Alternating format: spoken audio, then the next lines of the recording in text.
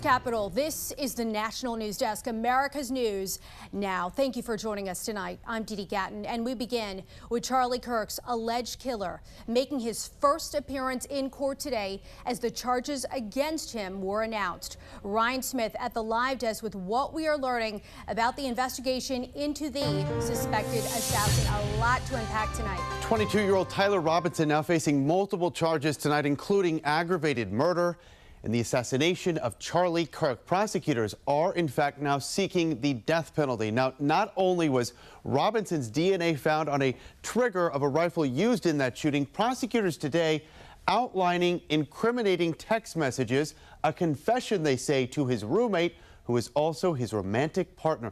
It all starts right here. Robinson sent the text, quote, "Drop what you are doing, look under my keyboard." Now, in this thread, the two discuss the rifle and a potential motive. Robinson, "I had enough of his hatred. Some hate can't be negotiated out." Roommate, "How long have you been planning this?" Robinson, "A bit over a week, I believe." Then, referencing his rifle, he goes on to say, "I can get close to it, but there is a squad car parked right by it. I think they already swept that spot, but I don't want to chance it." After shooting Mr. Kirk, Robinson hid the gun, discarded the clothing he wore when he fired the rifle, and told his roommate to delete incriminating text messages and not talk to police.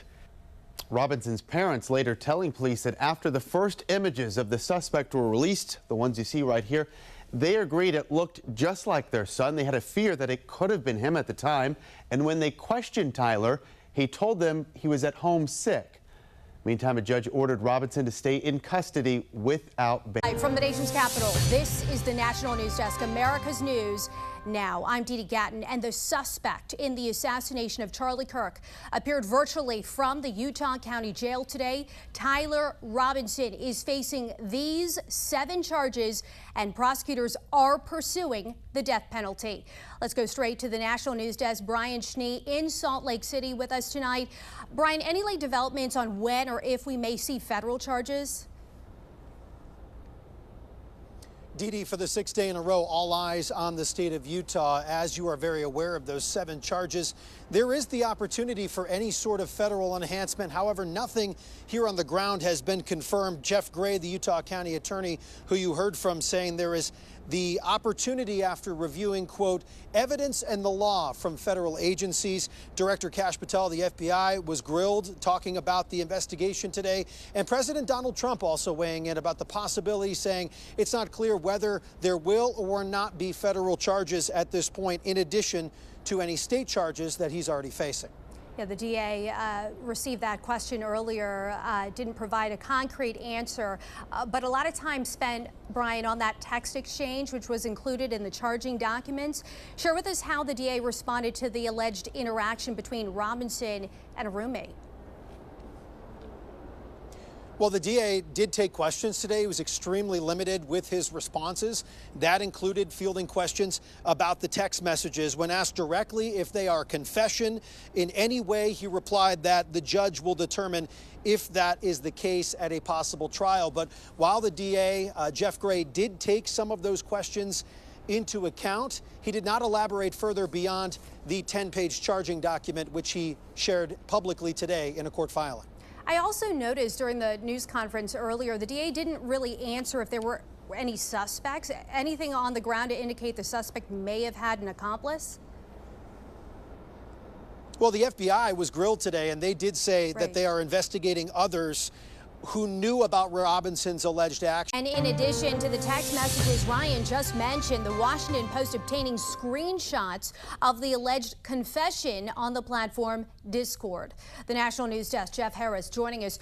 FBI Director Kash Patel addressing the Post reporting while testifying on Capitol Hill today. Very heated. What else did he share with lawmakers, Jeff? So appearing before the Senate Judiciary Committee this morning, Patel confirmed Kirk's accused assassin, Tyler Robinson, appeared to confess in a Discord chat, which included over a dozen people. The FBI now working to track down and question all of those people.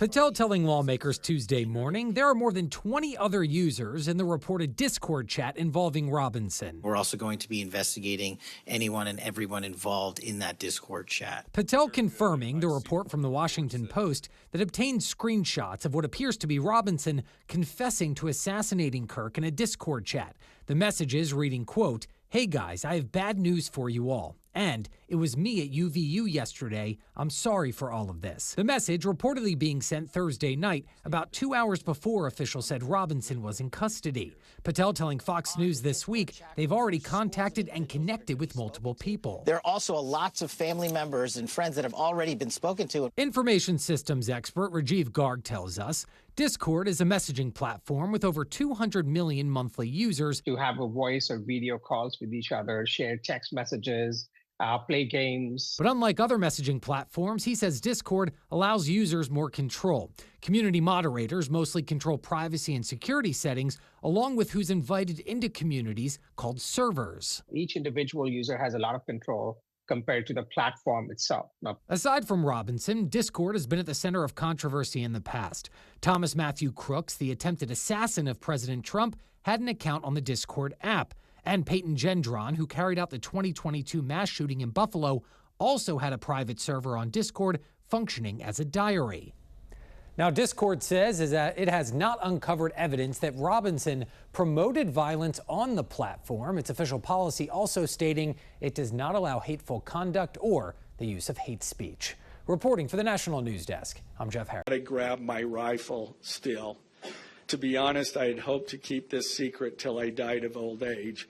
I am sorry to involve you. Roommate, you weren't the one who did it, right? Robinson, I'm sorry. 7 counts were officially filed against the man accused of killing Charlie Kirk, including aggravated murder. Tonight, we get a sense of the evidence prosecutors are poring over, including what authorities claim are text exchanges between Tyler Robinson and a roommate. U.S. Attorney John Fishwick joining us. A lot to unpack tonight, John. What about that alleged admission of guilt in a chat? Could that be an attempt for the suspect to utilize the admission as a plea to avoid the death penalty, which, as you know, is on the table? Didi, I think it'll be uphill for his legal team to get the death penalty off the table. In those chats with his roommate and when he talked to his parents and when he wrote the note, there's no real remorse. There's no I'm sorry. There's no asking for forgiveness for assassinating Charlie Kirk. It's pretty clear he's just admitting to it. So I don't think that would garner much sympathy with the jury who's deciding whether he should get the death penalty or not. In fact, I think it may hurt his case and make it much more uphill for his legal team. That's interesting. Utah's governor and the president had been calling for the death penalty even before a suspect was identified. You remember the intense manhunt. Robinson's arrest was facilitated by his father, seemingly with the knowledge, John, the death penalty would be on the table. What impact could that have on the case? Do you see a scenario where the mother and father could perhaps testify against their son? TD, I fully expect them to testify at the trial. I'm sure it'll be very emotional testimony. I'm sure they didn't want to be put in this difficult position, but nonetheless, they were by their son. And so he told them he did it. He basically admitted it to them. They know that that gun is a family gun, and they'll be able to identify on the video, yes, that's our son. Who's up there on the roof, jumping off the roof and coming into the building. So I'm sure they don't want to testify, but they'll be subpoenaed. They'll have to tell the truth. And I fully expect them to be very emotional, very impactful testimony at the trial. Admitting to guilt in messages, in chats, does that hold the same weight? Does that count in the same way a suspect admitting guilt in front of prosecutors, in front of law enforcement?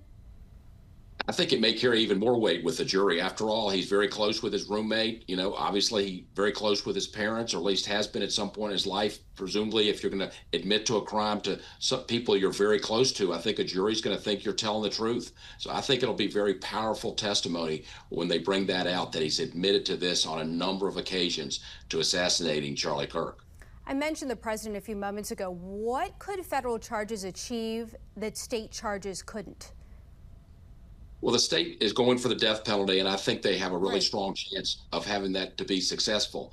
I think the feds are scouring all the social media and interviewing a lot of witnesses who were in the defendant's orbit. They're looking to see, what did he target Charlie Kirk because of his religion? And that can be a federal crime if you target somebody for their religion. It can also be a federal crime if you target somebody for their First Amendment, for asserting their First Amendment rights and be strong on that right. So it can also be a targeting crime in that regard. And that crime for targeting somebody for the First Amendment carries the death penalty. I think they're also looking, like the Maggione case, did this defendant track and stalk Charlie Kirk, and that can be a federal crime as well. So I think they're combing all of his social media, interviewing many witnesses, but I fully expect the feds to bring charges against him. This is a very serious case that obviously impacted DOJ and the president in a big way, so I fully expect them to bring charges. And it is to be seen if there are more suspects. The DA, I remember saying earlier that law enforcement is following up with any potential leads, so